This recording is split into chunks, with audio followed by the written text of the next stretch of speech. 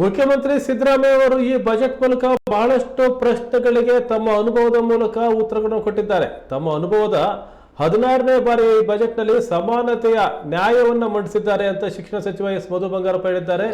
ಶಿವಮೊಗ್ಗದಲ್ಲಿ ಮಾಧ್ಯಮ ಪ್ರತಿನಿಧಿ ಜೊತೆ ಮಾತನಾಡಿದ ಅವರು ಶಿಕ್ಷಣ ಇಲಾಖೆಗೆ ಹೆಚ್ಚಿನ ಒತ್ತು ನೀಡಿ 45,000 ಕೋಟಿ ಕೊಟ್ಟಿದ್ದಾರೆ.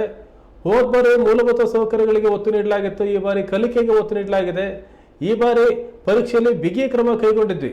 ಗ್ರೇಸ್ ಮಾರ್ಕ್ಸ್ ಕೂಡ ಇನ್ನು ಮುಂದೆ ಇರೋದಿಲ್ಲ, ಆದರೆ ಎಲ್ಲ ಶಾಲೆಗಳಿಗೆ ಟಾರ್ಗೆಟ್ ಕೊಟ್ಟಿದ್ದೇವೆ. ಗಣಿತ, ಗಣಕ, ಇಂಗ್ಲಿಷ್, ಕನ್ನಡ, ಟೀಚರ್ಲೆಸ್ ಶಿಕ್ಷಣ, ಸ್ಕಿಲ್ಲೆಡ್ ಸ್ಕೂಲ್, ಭಾಷಾ ಪರಿಣಿತಿ, ಓದು ಕರ್ನಾಟಕ ಮುಂತಾದ ಕಾರ್ಯಕ್ರಮ ಹಮ್ಮಿಕೊಂಡಿದ್ದೇವೆ.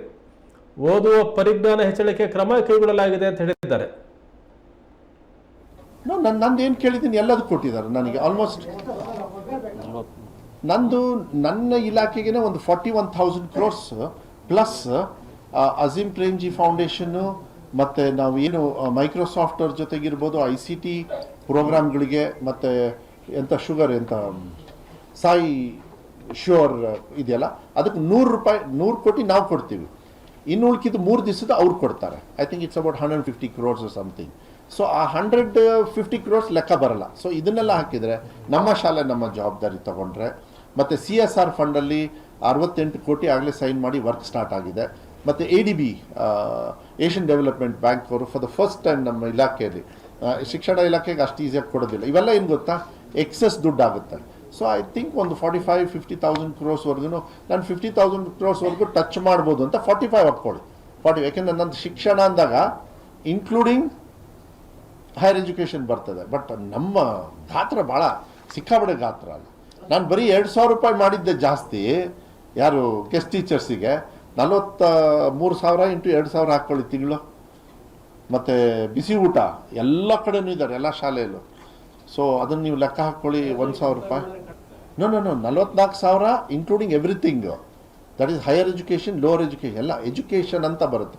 ಹೈಯರ್ ಎಜುಕೇಷನ್ 45,000 ಈ ಸತಿ. 45,000 ಚಿಲ್ಡ್ರೆ ಪ್ಲಸ್ ADB ನೀವು ತಗೊಳ್ತಾ ಇಲ್ಲ. ADB ಇಸ್ 2,500 ADBದು 500 ಸರ್ಕಾರದ್ದು.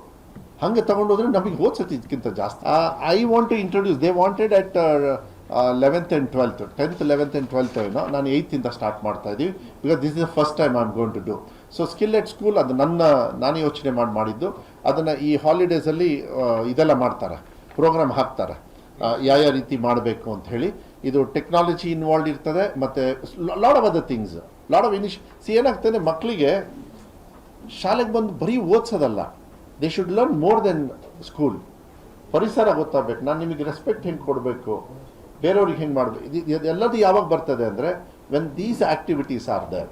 ಆ್ಯಂಡ್ ಈ ಸತಿಗೆ ಫಾರ್ ದ ಫಸ್ಟ್ ಟೈಮ್ ನನಗೆ ಭಾಳ ಸಂತೋಷ. ಇದನ್ನು ಬೇಕಾದ್ರೆ on the I was cared ಇಷ್ಟು ವರ್ಷ ಎಲ್ಲ ರ್ಯಾಷನಲೈಸಿಂಗ್. ನಮಗೆ 20 ಮಕ್ಕಳಿನ ಸ್ಕೂಲ್ ಸಾವಿರಾರು ಇದ್ದಾವೆ. ನಿನ್ನೆ ಬಜೆಟ್ ಆಯಿತು. ಮೊನ್ನೆ BJP ಅವರು, JDS ಅವರು, ನಮ್ಮ ಕಾಂಗ್ರೆಸ್ ಅವರು ಸೇರಿ ಎಲ್ಲರೂ ಕೂಡ ನೀವು ನೋಡಿದ್ರಿ ಅಂತೇಳಿ ಭಾವಿಸ್ತೀನಿ. ಪ್ಲೀಸ್ ಯಾವ್ದಾದ್ರು 5-10 ಮಕ್ಕಳಿದ್ದಾರೆ, 20 ಮಕ್ಕಳಿದ್ದಾರೆ, ಆ ಸ್ಕೂಲೆಲ್ಲ ಕ್ಲೋಸ್ ಮಾಡಿ ಅಂದರು. ಕ್ಲೋಸ್ ಮಾಡೋದಿಲ್ಲ, ರ್ಯಾಷನಲೈಸ್ ಮಾಡ್ತೀವಿ.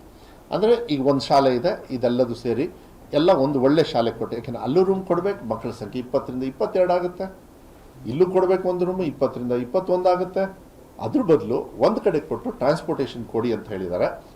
ಅದಕ್ಕೆ ನಮ್ಮ ಎಜುಕೇಷನ್ ಕಮಿಟಿ ಅಂತ ಹೇಳಿ ಒಂದು ಅಸೆಂಬ್ಲಿ ಸೆಗ್ಮೆಂಟಿಗೆ ಎಜುಕೇಷನ್ ಕಮಿಟಿ ಮಾಡಿದ್ದೀನಿ. ನಿಮ್ಗೆ ಗೊತ್ತಲ್ಲ, ಈಗಾಗಲೇ 3 ಕಮಿಟಿ ಕೊಟ್ಟಾಯಿತು. ಈ ಅಸೆಂಬ್ಲಿ ಈ ಎಕ್ಸಾಮ್ಸ್ ಇರೋದ್ರಿಂದ ಅವ್ರಿಗೆ ನಾನು ವರ್ಕ್ ಕೊಟ್ಟಿಲ್ಲ, ನೀವು ಹೋಗಿ ಚಾಲ್ತಿ ಸ್ಟಾರ್ಟ್ ಮಾಡಿ ಅಂತ. ಯಾಕೆಂದರೆ ಅದು ಕೊಟ್ಬಿಟ್ರೆ ಈ ಎಕ್ಸಾಮಿಗೆ ಡಿಸ್ಟರ್ಬ್ ಆಗಿಬಿಡುತ್ತೆ.